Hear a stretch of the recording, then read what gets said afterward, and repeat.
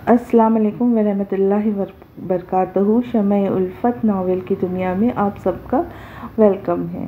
تو آج ہم آگے بڑھتے ہیں قسط نمبر 3 سمیرہ حمید کی چلو جانے دو کی کہانی پہ۔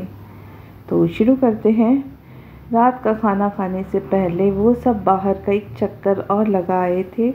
نیو مری کشمیر پوائنٹ مال روڈ پر وہ ایک بار جا کر بار بار جا رہے تھے۔ سب کچھ ان کے لیے نیا تھا، وہ سب بھرپور انجوائے کر رہے تھے۔ وہ ہر بار نئی سے نئی چیز دریافت کر لیتے۔ برف سے ڈھکے چھوٹے بڑے گھر، دھند میں لپٹے پہاڑ اور درختوں اور برف سے ڈھکے رہائشی گھر، پتلی گول سڑکیں کبھی نیچے تو کبھی اوپر، ایک دم سیدھی اور اچانک سے تنگ اور پتلی۔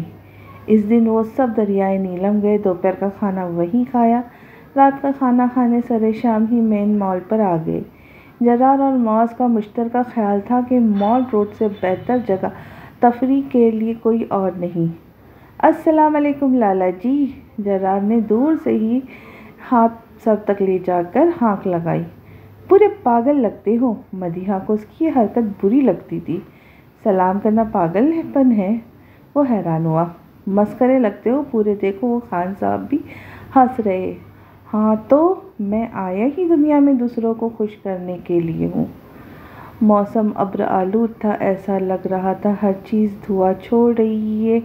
ایک ایک دو دو کمروں پر مشتمل ہوٹلوں کے باہر کاؤنٹر پر پکتے کھانوں میں خاص کر تکے کبابوں اور سبزی کی خوشبوئیں بہت دل فریب محسوس ہو رہی تھی۔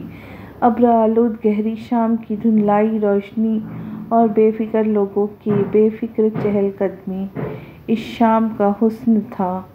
معاذ نے سب کو بڑی بڑی آئس کینڈی لے کر دی۔ واہ!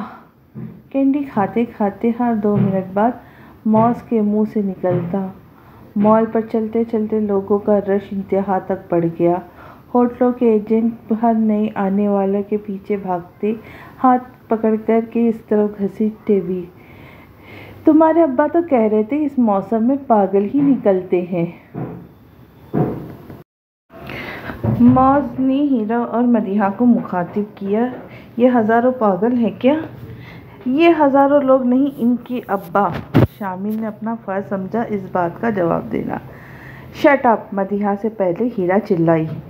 زیادہ تر لڑکے لڑکیوں کے گروپس تھے۔ اس موسم میں بوڑھے تو خیر کیا نکلتے، کپلز کی تعداد بھی بہت زیادہ تھی۔ زیادہ تر کا تعلق مری، پنڈی، اسلام آباد اور قریب کے ہی دوسرے علاقوں سے تھا۔ ایلیٹ کلاس زیادہ نظر آ رہی تھی۔ لڑکوں کا ایک گروپ ان ٹرالیوں کو جو وہاں آنے والوں کو سامان، بچوں یا ضعیف افراد کے لیے کرائے پر ایک جگہ سے دوسری جگہ لے جانے کے لیے استعمال کی جاتی ہے، غلط استعمال کر رہے تھے۔ ایک بیٹھتا ایک گھسیٹتا۔ پچھلے آدھے گھنٹے میں سے وہ مال پر یہی تماشا کر رہے تھے۔ ساتھ ہی بیہودہ ہو ہو ہا ہا الگ سے چلتے پھرنے والوں بری طرح سے بیزار تھے ان کے ایسے بے ڈھنگے شوق سے۔ مال سے زیر زمین مارکیٹ کی ایک دکان سے چپلی کباب اور دوسری دکان سے کڑھائی کھا کر وہ شاپنگ کے ارادے سے ادھر ادھر دکانوں کا جائزہ لینے گئے۔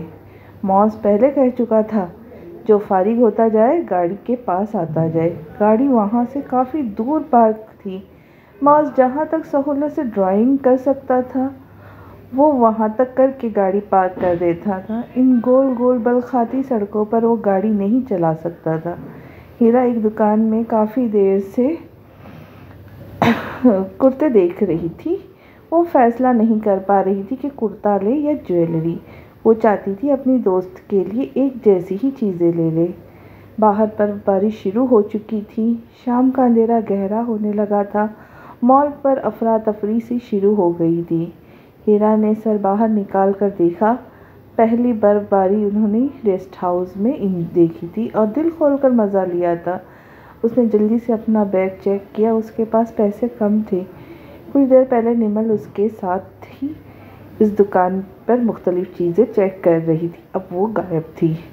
باہر نکل کر اس نے ایک دو دکانوں میں جھانک کر مدیحہ کو دیکھا، مگر نہ وہاں مدیحہ تھی نہ کوئی اور گروپ کی صورت۔ تو انہوں نے پہلے بھی کبھی شاپنگ نہیں کی تھی،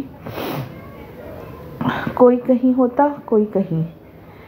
بیٹا آپ مال کے ہی کسی ہوٹل میں رہائش پذیر ہو؟ وہ کرتوں والی دکان پر واپس آئی کہ ایک دو ہی خرید لے۔ جب کام کرنے والے بزرگوار نے پوچھا۔ نہیں، اس نے سر نفی میں ہلایا۔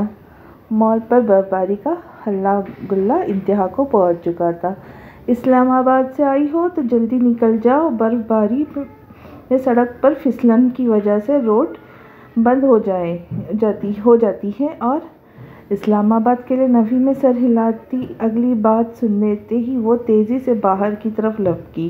باہر بھی افراتفری کا ہی عالم تھا۔ اس کا فون بھی بج رہا تھا، لیکن تیزی سے قدم جما کر چلتے ہوئے وہ بیگ میں سے فون نہیں نکال سکتی تھی۔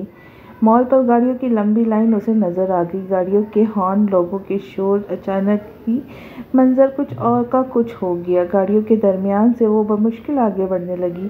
کہاں ہو؟ جلدی آؤ! مسلسل بجتے فون کو اس نے ایک جگہ رک کر سنا۔ آ رہی ہوں کہہ کر وہ تیزی سے چلنے کی کوشش کرنے لگی۔ مال کی مین سڑک اس نے عبور کرنی تھی، اب بلخاتی گولڈ نیو مری کی طرف جانے والی سڑک، جس کا ایک طرف پہاڑ تھا، درمیان میں چھوٹی سی سڑک اور تیسری طرف کھائیاں، اور سڑک کے انتہائی کنارے پر برف تھی۔ وہ چلتی کہاں؟ برف کے اوپر! جیسے تیسے کر کے وہ کنارے چلنے لگی۔ گاڑیوں میں بیٹھے لوگ اسے عجیب نظروں سے دیکھ رہے تھے۔